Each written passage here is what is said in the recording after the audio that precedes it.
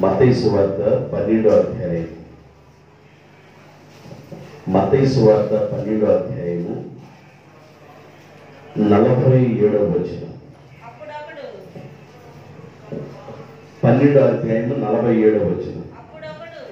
అప్పుడు ఒకడు, ఇదిగో నీ తల్లియు నీ సహోదరులను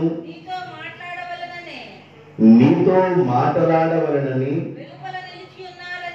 వెలుపల నిలిచి ఉన్నారని యేసు ప్రభుతో చెప్పెను. అందుకు యేసు ప్రభు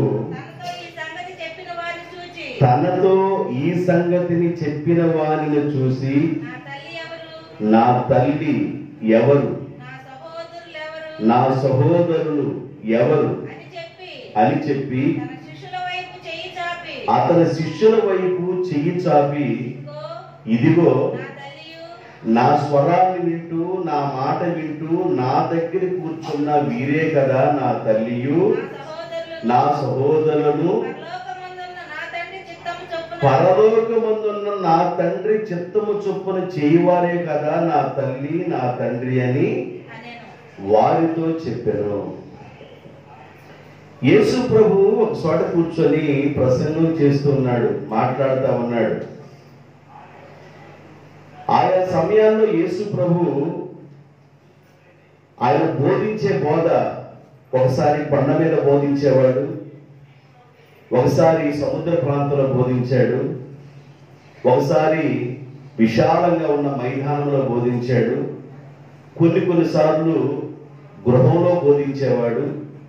ఇలాగా ఆయన బోధ చేస్తూ ఉండేవాడు. సమాజ మందిరంలో కూడా బోధ చేస్తూ ఉండేవాడు. ఆయన యొక్క బోధ వినడానికి చాలా మంది ఆశతో ఆయన దగ్గరికి వస్తుండేవాడు.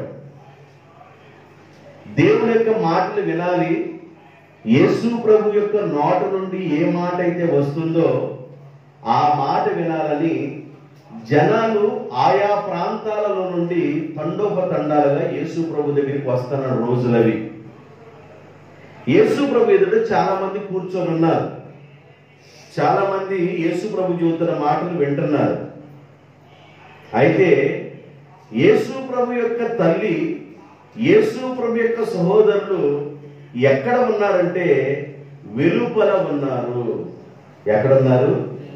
వెలుపల ఉన్నారు. నీవు ఇల్లు కట్టుకుంటావండి, కుటుంబ యజమానుడు, నువ్వు ఇల్లు కట్టుకుంటున్నావు. నీవు నీ భార్య, నీ కూతురు, నీ కొడుకు కలిసి పనిచేస్తే ఆ కుటుంబానికి బాగుంటుంది. నువ్వు అక్కడవే ఉన్నావు, అందరూ వెలుపులు ఉన్నారు. ఏ పని అంటుకోకుండా, పారంటుకోకుండా, సిమెంట్ బొచ్చి అంటుకోకుండా, అసలుకి ఏమి అంటుకోకుండా వెలుపులు ఉన్నారు, కడిగిన ముత్తులాగా. నీకు ఎలాగుండిద్ది? అసలు నీకు ఎలా ఉండిద్ది? ఏమనిపిస్తుంది? ఎగ్జాంపుల్ ఇల్లు అని చెప్పాను.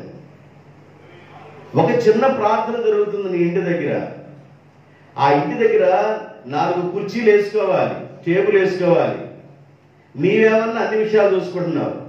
పిల్లోడో లేకపోతే నీ భార్యో నీ ఇంట్లో ఉన్నవాళ్ళు ఆ ఎంత ఏర్పాటు చేస్తే నీకెలా ఉండిద్ది? చాలా సంతోషంగా ఉండింది.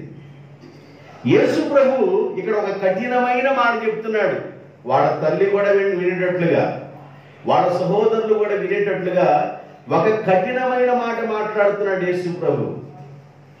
యేసు ప్రభు దగ్గరికి వచ్చి ఒక వ్యక్తి అంటాడు, అయ్యా నీ తల్లి నీ సహోదరులు వెలుపల నిలబడి ఉన్నారు, వెలుపల నిలబడి ఉన్నారు. యేసు ప్రభుతో నిలబడవలసిన వీరు, యేసు ప్రభుతో ఉండవలసిన వీరు వాళ్ళు ఎక్కడున్నారంటే వెలుపల ఉన్నారు. మత్తయి గారు అదే మాట గుర్తు చేస్తున్నాడు. వైద్యుడిగా ఉన్న లోకా గారు కూడా ఈ విషయాన్ని గుర్తు చేస్తాడు. 8వ అధ్యాయం లోకా సువార్త 20వ వచనంలో భక్తుడైన లోకా గారు కూడా ఇదే విషయాన్ని గుర్తు చేస్తాడు. నీ తల్లియు నీ సహోదరులను నిన్ను చూడగోరి వెలుపల నిలిచి ఉన్నారని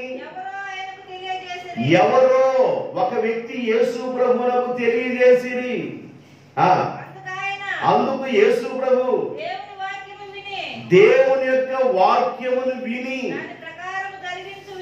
దాని ప్రకారము జరిగించే నా ఎదుటున్న వీరే నా తల్లియు నా సహోదరులను అని వారితో చెప్పాను. ఇక్కడ క్లియర్ గా చెబుతున్నాడు, ఇదిగో నేను చెబుతున్నా నా తండ్రి యొక్క మాట ఎవరైతే వింటున్నారో, ఎవరైతే నా ఎదుటి కూర్చొని ఉన్నారో, ఎవరైతే నా మాట వినడానికి ఆసక్తిగా నా ముందుకు వచ్చారో వారే నా తల్లి, వారే నా సహోదరులని ఈ వచ్చిన వ్యక్తితో చెప్పారు.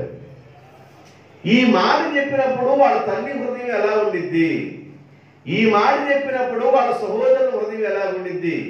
యేసు ప్రభు ఇంత కఠినంగా చెప్పొచ్చా అంటే కొన్నిసార్లు కొన్ని విషయాలు కఠినంగా చెప్పాలి. అర్థం కావాలంటే ఎదుటి వ్యక్తులకి కఠినంగా చెప్పాలి. కఠినంగా చెప్పేటప్పుడు బాధ ఉంటుంది. ఆపరేషన్ చేసినప్పుడు కొంచెం బాధ ఉండిద్ది. రోగం పోవాలంటే ఏం చేయాలి చెప్పండి? రోగం పోవాలంటే ఏం చేయాలి? ఆపరేషన్ చేయాలి. ఆపరేషన్ చేస్తే సెట్ అయిపోతారు, రోగం పోయింది. డాక్టర్ కొయ్యకుండా ఆపరేషన్ చేయకుండా రోగం పోదు. అందువల్ల కొన్ని సెట్ అవ్వాలంటే ఆపరేషన్ చేయాలి, కఠినంగా చెప్పాలి. యేసు ప్రభు దగ్గరికి ఒక వ్యక్తి వచ్చాడు అని మత్తయి అన్నాడు. లోకాభక్తుడు కూడా ఒక వ్యక్తి వచ్చాడు అన్నాడు. వచ్చి వాళ్ళు ఏం చెప్పారంటే, నీ తల్లి నీ సహోదరులు వెలపల నుంచున్నారు, నీ తల్లి నీ సహోదరులు నిన్ను చూడాలని వచ్చున్నారు. యేసు ప్రభు అంటాడు, ఎవరు నా తల్లి, ఎవరు నా సహోదరులు? నా తండ్రి యొక్క మాటలు వినేవాళ్లే కదా నా తల్లి నా సహోదరులని వారితో చెప్పాను. పరలోకముందున్న నా తండ్రి యొక్క చిత్త ప్రకారం చేసేవాళ్లే కదా నా తల్లి నా తండ్రి అని వారిని చెప్పాడు. యాక్చువల్గా ఆ రోజున మరియమ్మ గారు ఏమనుకోవాలి? 9 నెలలు మోసి నవమాసాలు మోసుకొని కంటే ఇంత మాట అంటాడా? ఒకసారి యెరూషలేము తీసుకెళ్ళి యెరూషలేము తిరిగి వస్తున్నప్పుడు తప్పిపోతే మేము దేవులాడలేదా, ఎంత జాగ్రత్త తీసుకోలేదా? ఈ రోజున ఎవరు నీ తల్లి, ఎవరు సహోదరులు అంటారా అనే విషయాన్ని కూర్చోరా అని ఇలాగంటారని ఆ మనసు అప్సెట్ అవ్వచ్చు. కానీ యేసు ప్రభు మాట్లాడే మాటలో ఒక అర్థం ఉంది. యేసు ప్రభు మాట్లాడే ప్రతి మాట అర్థవంతమైన మాట, అది మేలు జరిగించే మాట, అది ఆశీర్వాదం కలిగించే మాట. యేసు ప్రభు మాట్లాడే ఆ మాట ఆ సమయంలో కఠినంగా ఉన్నట్లుగా ఉన్నా కానీ అది ఆశీర్వాదకరంగా ఉండింది. వెలపలు ఉండకూడదు నా వాళ్ళు అనేవాళ్ళు, దేవుని యొక్క వాక్యం వినేవాళ్ళు వెలపలు ఉండకూడదు. నా తండ్రి యొక్క మాటలు వినేవాళ్ళు వెలపలు ఉండకూడదు. నా తండ్రి మాటలు వినేవాళ్ళు నా దగ్గర ఉండాలి, నా ఎదుట ఉండాలి, నాతో ఉండాలి. వాళ్ళే నా తల్లి, వాళ్ళే నా సహోదరులని జ్ఞాపకం చేస్తూ ఉన్నాడు, జ్ఞాపకం చేస్తున్నాడు. వెలపల నిలబడకూడదు, వాక్యానికి వెలపల ఉండకూడదు. వాక్యం చెబుతున్నప్పుడు లోపల ఉండాలి, వాక్యం వినటానికి లోపలికి రావాలి. వెలపల ఉండకూడదని యేసు ప్రభు కఠినంగా చెబుతున్నాడు. వెలపల ఉండకూడదు. ఒకసారి ఇస్సాకుకి భార్యను చూడటం కోసం ఎలియాజరు వెళ్ళాడు లాబాను దగ్గరికి. ఇస్సాకుకి భార్యను చూడటానికి అబ్రహాం ఏం చేశాడంటే ఎలియాజరు చేత ప్రమాణం చేయించుకున్నాడు. అబ్రహాం, అబ్బాయ్ ఎలియాజరు, నా కుమారుడికి వివాహ వయసు వచ్చింది, ఆయనకు భార్యను చూడటానికి నువ్వు వెళ్ళాలి నా స్వజనుల దగ్గరికి అని ఎలియాజరుతో ప్రామిస్ చేయించుకొని ఎలియాజరు 10 ఒంటెలు తీసుకొని పని వాళ్ళని తీసుకొని వెళ్ళిపోయాడు. బంధువుల ప్రాంతానికి వెళ్ళాడు. అయితే ఆయన ప్రార్థన చేసుకున్నాడు, ఆ ఇంటికి వెళ్ళిపోయాడు. ఇంటికి వెళ్ళిన తర్వాత ఆ ఇంటి దగ్గర ఉన్న అక్కడున్న లాబాను గారు ఏమంటాడంటే 24వ అధ్యాయం 31వ వచనం, ఆదికాండం 24:31 లాబాను యెహోవా వలన ఆశీర్వదించబడిన వాడా లోపలికి రమ్ము. యెహోవా వలన ఆశీర్వదించబడిన వాడా లోపలికి రా. నువ్వు బయట ఎందుకుంటావు? వినండి, ఎక్కడికి రావాలంట? లోపలికి రావాలి, బయట ఉండకూడదు. దేవుని దగ్గరికి రావాలి, దేవుని సన్నిధికి రావాలి, దేవుని సన్నిధానంలో ఉండాలి, దేవుని సన్నిధానంలో కూర్చోవాలి, దేవుని సన్నిధానంలో మోకరించాలి, దేవుని సన్నిధిలో నువ్వు కనబడాలి. మార్తమ్మ విస్తారమైన పనులు పెట్టుకొని విసిగిపోయి యేసు ప్రభు దగ్గరికి వచ్చాంటది, అయ్యా నా సహోదరి అయిన మరియమ్మకు నా మీద ప్రేమ లేదయ్యా, నేను పనుల భారంతో ఇంత విసిగిపోతా ఉంటే నా మీద జాలి కూడా లేకుండా ఉంది అని ఒక చిన్న ఫిర్యాదు చేసింది మార్తమ్మ మరియమ్మ మీద. యేసు ప్రభుకి చెప్పింది. అప్పుడు యేసు ప్రభు అంటాడు, మార్తమ్మ నువ్వు విస్తారమైన పనులు పెట్టుకొని వేసారిపోయి బయటే ఉంటున్నావు. మరియమ్మ నేను వచ్చిన నా దగ్గర నుండి నా పాదాల దగ్గర కూర్చొని నేనేం చెబుతున్నానో అదే విషయాలు నేర్చుకుంటూనే ఉన్నది. దేవునికి స్తోత్రం. అదే విషయాలు ఆమె నేర్చుకుంటుంది. నా పాద సన్నిధానంలో కూర్చుంది మరియమ్మ. అందుకని యేసుప్రభు అంటాడు, మరియమ్మ గురించి మాట్లాడుతూ యేసుప్రభు ఏమంటాడంటే, మరియమ్మ ఉత్తమమైనది ఎన్నుకొన్నది. అంటే దేవుని ఎదురు కూర్చోవడం అనేది ఏంది? ఉత్తమము, మంచి లక్షణము. దేవుని దగ్గరికి రావటం మంచి లక్షణము, దేవుని దగ్గర కూర్చోవటం మంచి లక్షణము, దేవుని దగ్గర మోకరించడం మంచి లక్షణము, దేవుని పాదాల దగ్గర కనబడటం మంచి లక్షణము. బయట నిలవకూడదు, బయట ఉండకూడదు. ఎవరు నా తల్లి, ఎవరు నా సహోదరుడు, నా తండ్రి యొక్క మాటలు వినే మీరు కదా నా తల్లి, నా తండ్రి యొక్క మాటలు వినే మీరు కదా నా చెల్లెళ్ళు, నా అన్నలు, నా తమ్ముళ్ళు మీరే కదా అని యేసు ప్రభు జ్ఞాపకం చేస్తున్నాడు. చాలా కఠినంగా చెబుతున్నాడు ఇక్కడ. బయట ఉండకూడదు, దేవుని పిల్లలు బయట ఉండకూడదు. దేవుని పిల్లలు ఎక్కడ ఉండాలంటే, దేవుని పిల్లలు దేవుని యొక్క స్వరం వినబడే దగ్గరలో ఉండాలి, ఆయన సన్నిధిలో ఉండాలి.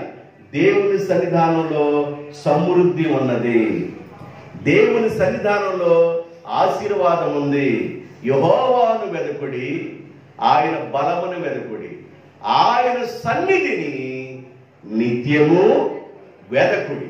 దేవుని సన్నిధానంలో మనం నిత్యము దేవుణ్ణి వెతికే వ్యక్తులుగా ఉండాలి. దేవుని పాదాల దగ్గర కూర్చోవాలి, దేవుని పాదాల దగ్గర మోకరించాలి.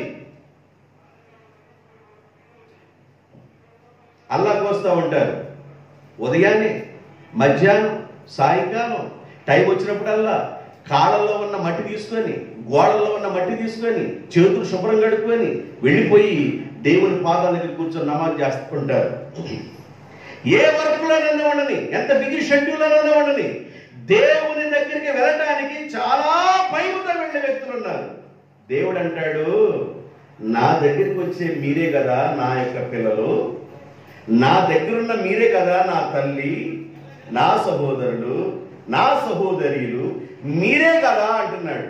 ఈ మాటకి ఎంత దిమ్మ తిరిగే మాట అండి, ఎంత దిమ్మ తిరిగే మాట అన్నాడు యేసు ప్రభు. తన సహోదరులను పట్టుకొని, తల్లిని పట్టుకొని ఏమన్నా అనుకొని వాడు సెటరేట్ అయిపోవాలా?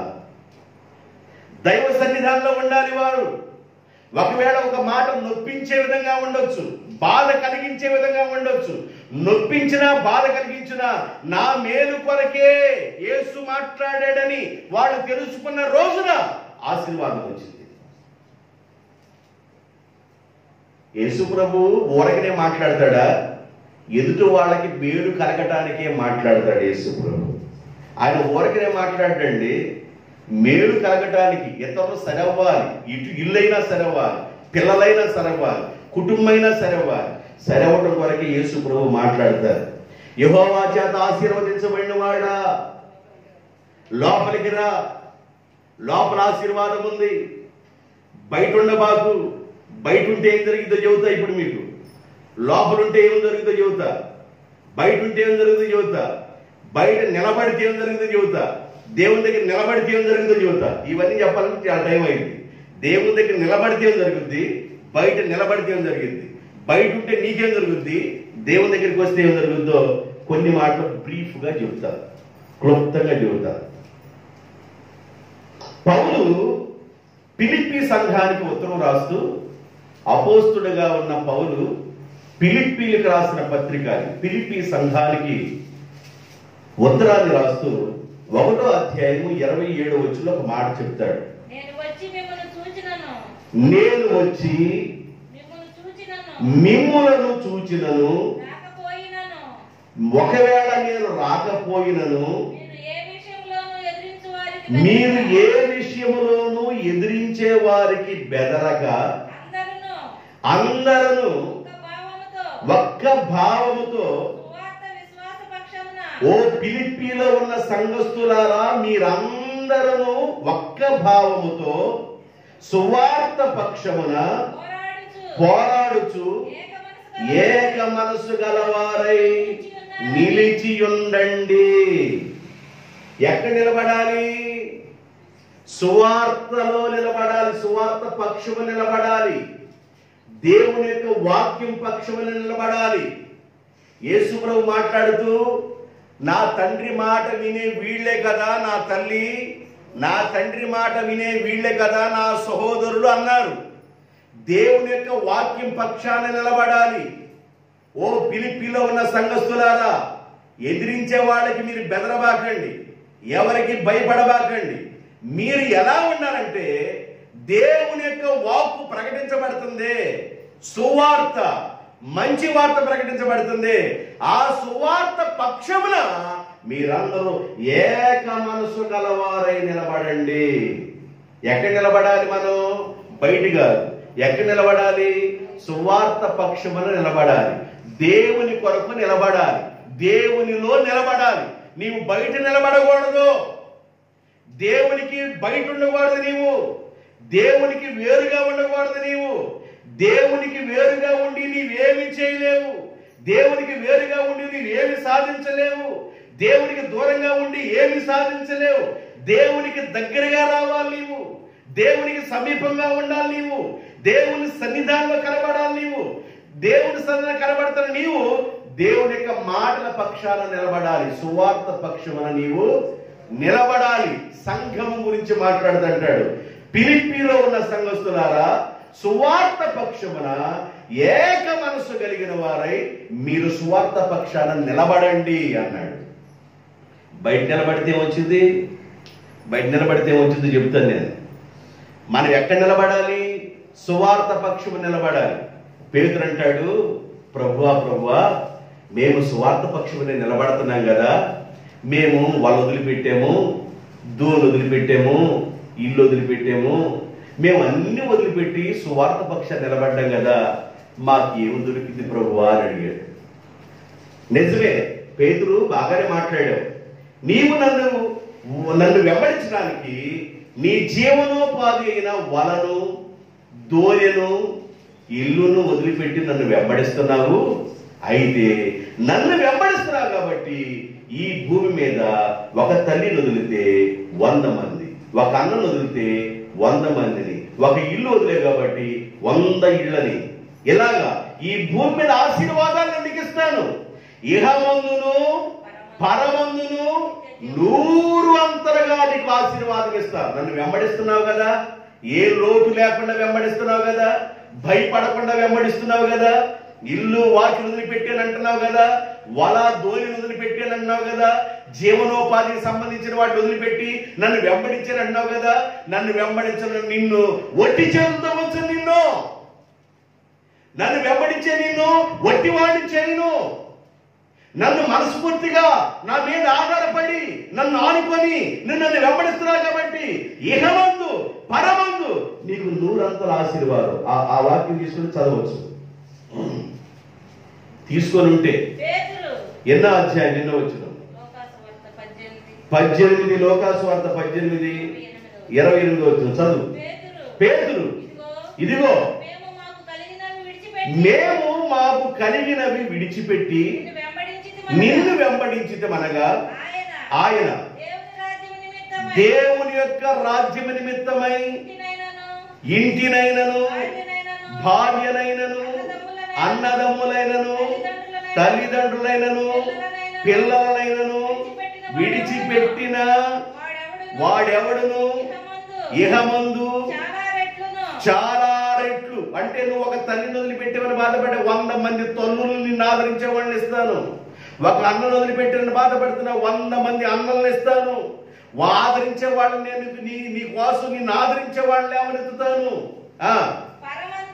ఇహమందును పరమందును నిత్య జీవము పొందకపోడని నిశ్చయముగా మీతో చెప్పుచున్నాను. ఆమేన్. ఆమేన్. నేను మిమ్మల్ని చూసినప్పుడు ఒకసారి చెప్పాలి, మీరు నాకెళ్ళి వచ్చారు కొద్దిసేపు పనికెళ్ళి వచ్చుంటారు. అయినా కదలాడు ముగిస్తానికి ప్రయత్నం చేశారు కానీ కొంచెం లేట్ అయింది. నాకెళ్ళి కొంచెం ఆశతో చూడండి, దేవుడు మిమ్మల్ని దీవిస్తాడు. ఎందుకంటే దీంట్లో మీ పేర్లు ఎత్తడం బాగుండదు, అంతగా సబ్జెక్ట్ బాగుండదు. చూడండి, దేవుడు అంటాడు అబ్రహాముని పిలిచి 12వ అధ్యాయంలో, ఆదికాండం 12వ అధ్యాయంలో అబ్రహాముని పిలిచి, అబ్రహాము దేవుడు యెహోవా, దేవుడైన యెహోవా ఏమంటాడంటే, అబ్రహాం నీవు లేచి ఈ దేశము నుండి నీ బంధువుల యొద్ద నుండి నీ తండ్రి ఇంటి నుండి బయలుదేరి నేను ఏ దేశమైతే నేను చూపిస్తున్నానో ఆ దేశమునకు నీవు రా అన్నాడు. అయితే దేవుని మాట విని అబ్రహాం బయలుదేరి వచ్చిన అబ్రహాముని 24వ అధ్యాయం మొదటి వచనంలో, ఆదికాండంలో 24వ అధ్యాయం మొదటి వచనం, అబ్రహాము బహుకాలము గడిచిన వృద్ధుడై ఉండెను. దేవుడు అబ్రహామును అన్ని విషయములలో ఆశీర్వదించెను. అందరూ చెప్పండి, దేవుడు అబ్రహామును అన్ని విషయములలో ఆశీర్వదించెను. అబ్రహాము దేవుని దగ్గరికి వచ్చాడు. అబ్రహాము వెలపలేడు. అబ్రహాము బయట లేడు. అబ్రహాం బయట నిలబడలా. అబ్రహాము దేవుని దగ్గరికి వచ్చాడు. అబ్రహాము దేవుని మాట వింటున్నాడు. అబ్రహాము దేవుని యొక్క మాటకు లోబడ్డాడు. అబ్రహాము తల్లిని తండ్రిని ఇంటిని వాకిల్ని విడిచేసి దేవుని కొరకు దేవుడు చెప్పిన ప్రాంతానికి అబ్రహాం ఎప్పుడైతే వచ్చేసాడో, దేవుడు అబ్రహామును అన్ని విధాలుగా అన్ని అంటే ఇది ఉన్నది లేదని లేదు, ఇక అన్ని విధాలుగా అబ్రహామును దేవుడు ఆశీర్వదించాడు. అబ్రహాము ఇంటిలో 318 మంది పని వాళ్ళు ఉన్నారు. అబ్రహాముకి వెండి ఉంది, అబ్రహాముకి బంగారం ఉంది, అబ్రహాముకి దాసదాసీలు ఉన్నారు, అబ్రహాముకి మరి గొర్రెలు, మేకలు, ఎద్దులు, ఒంటెలు, ఆవులు, విస్తారమైన సంపద. ఎంత సంపద అంటే కళ్ళు చూస్తే ఎంత వరకు మన కన్ను చూడగలదో, తూర్పు వైపు, పడమర వైపు, ఉత్తర వైపు, దక్షిణ వైపు, నలుదిక్కుల ఎంత దూరం అయితే మన కన్ను చూడగలదో అంతవరకు కూడా అబ్రహాము యొక్క సంపదే.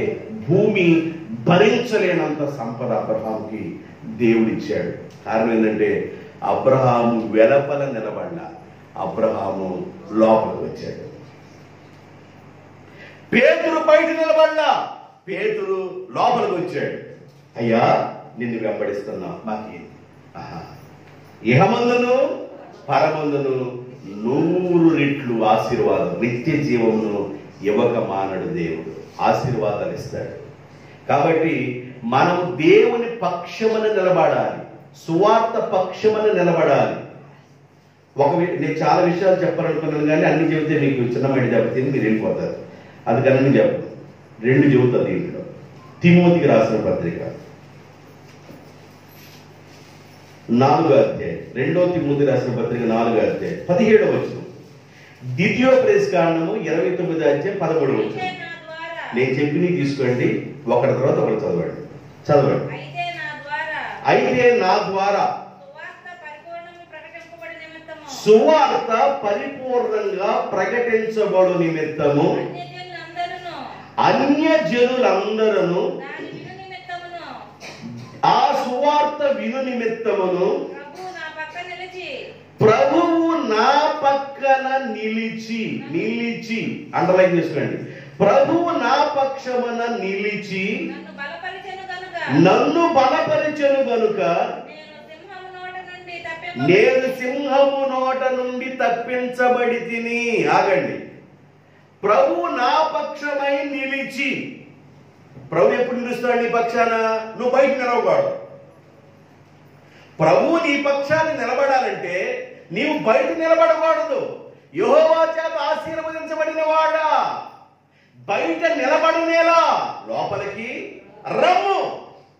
అబ్రహాము లోపలికి వచ్చాడు, పేతురు లోపలికి వచ్చారు, రూతమ్మ మోయాబీ దేశాన్ని వదిలి లోపలికి వచ్చింది దేవుల్లోకి. అన్యురాలైన రూతమ్మ మోయాబీ దేశాన్ని వదిలి దేవుల్లోనికి వచ్చింది. దేవునిలోనికి వస్తే ఆశీర్వాదం, దేవునితో ఉంటే ఆశీర్వాదం. యేసు ప్రభు దగ్గరికి వచ్చాక ఆయన అంటాడు, అయ్యా మీ అమ్మగారు మీ సహోదరులు వెలపల నిలబడున్నారు. యేసు ప్రభు వెంటనే అంటాడు, నా మాట వినేవాళ్లే కదా నాకు సంబంధించిన వాళ్ళు. ఎవరు నా తల్లి, ఎవరు నా సహోదరులు? నా పరలోకపు దేవుని యొక్క మాట వినేవాళ్లే నా తల్లి, నా సహోదరులు. నా తల్లి నిలబడింది బయట అంటారేంది మీరు? నా ఎదుడు కూర్చున్నవారు నా తల్లి. ఆమె దిమ్మ తిరిగిపోయి ఉంటది, వాళ్ళ అన్న తమ్ముడికి దిమ్మ తిరిగిపోయి ఉంటది. ఏం ఇంత మాట అన్నాడని. నిజమే, ఇంటిలో వాళ్ళైనా దేవుని పాదాల దగ్గర కూర్చోవాలి. దేవునికి స్తోత్రం. దేవుని పాదాల దగ్గర కూర్చోవాలి, దేవుని సన్నిధానంలో కూర్చోవాలి. ఒక్కోసారి కఠినంగా పరీక్షిస్తారు.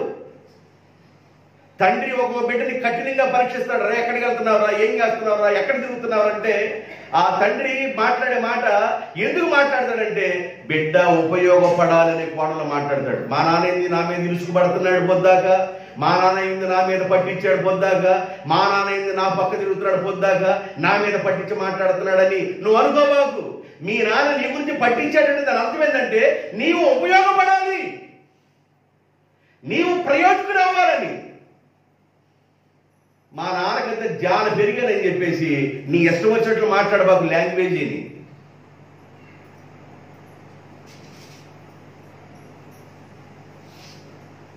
దేవుని పక్షమున నిలబడుదురుగాక, దేవుని సన్నిధానంలో ఉందురుగాక. తిమోతి అంటాడు, నేను దేవుని పక్షమున ఉన్నాను కనుక, నేను దేవుని పక్షం నిలబడ్డాను కనుక దేవుడు కూడా నా పక్షమున నిలబడి సింహము నోటి నుండి నన్ను తప్పించెను. చాలా విషయాలు ఉన్నాయి. నేను చెప్పే మెసేజ్ క్లుప్తపరచుకోవాలి.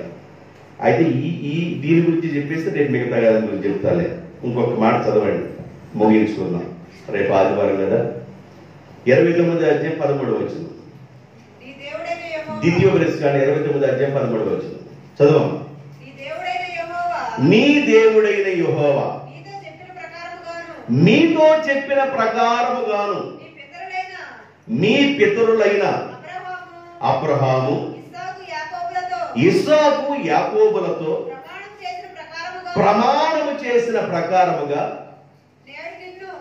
29వ అధ్యాయము 13వ వచనమేగా ద్వితీయోపదేశకాండం.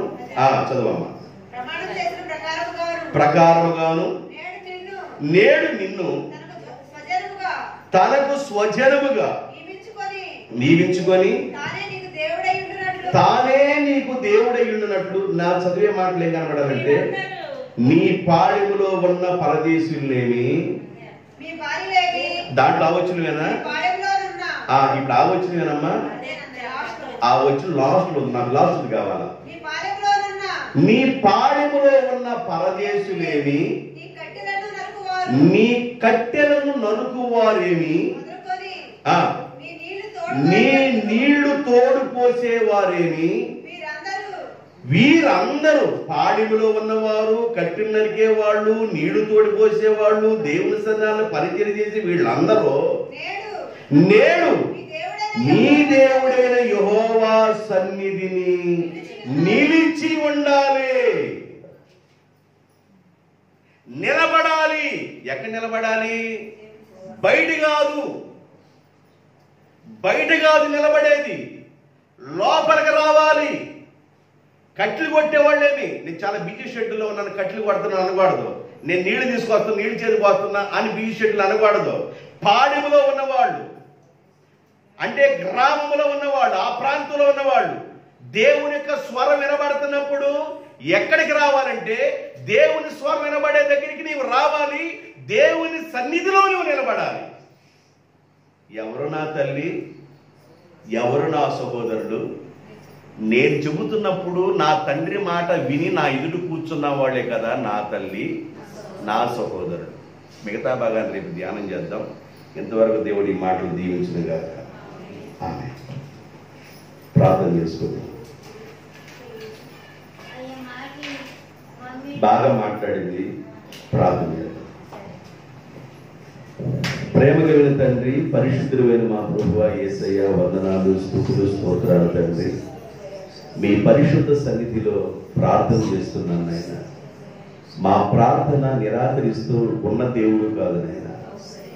మా ప్రార్థనలు ఆలకిస్తూ మా తండ్రి అయిన అబ్రహాము, ఇస్సాకు, యాకోబులతో ప్రమాణం చేసిన విధంగా మమ్ములను నడిపిస్తున్న దేవుడుగా ఉన్నందుకు స్తోత్రాలు. మీకు వెలపల ఉండే బిడ్డలంగా కాకుండా మీ సన్నిధికి వచ్చే బిడ్డలంగాను, మీ సన్నిధానంలో ఉండే బిడ్డలుగాను చేయమని ప్రార్థన చేస్తున్నాను. మీ సన్నిధానంలో ఉండటం వల్ల వచ్చే ఆశీర్వాదం ఏంది, వెలపల ఉండటం వల్ల కలిగే నష్టం ఏందో ఇంకా మేము వినబోతున్నాం. ఇప్పటి వరకు విత్తిన సువార్తకి నీరుగట్టి ఫలింపు చేయమని, చేరుచిన ప్రతి బిడ్డను దీవించమని, ఉదయకాలపు ఆరాధనకి మమ్మల్ని సిద్ధపరచమని, పరిశుద్ధాత్మతో నింపమని, మీ సన్నిధికి భయముతో వణుకుతో వచ్చే భాగ్యాన్ని దయచేయమని, మీ సన్నిధిలో ఉన్న ఆశీర్వాదాలు పొందే భాగ్యాన్ని దయచేయమని యేసు నామములో వేడుకుంటున్నాము తండ్రి.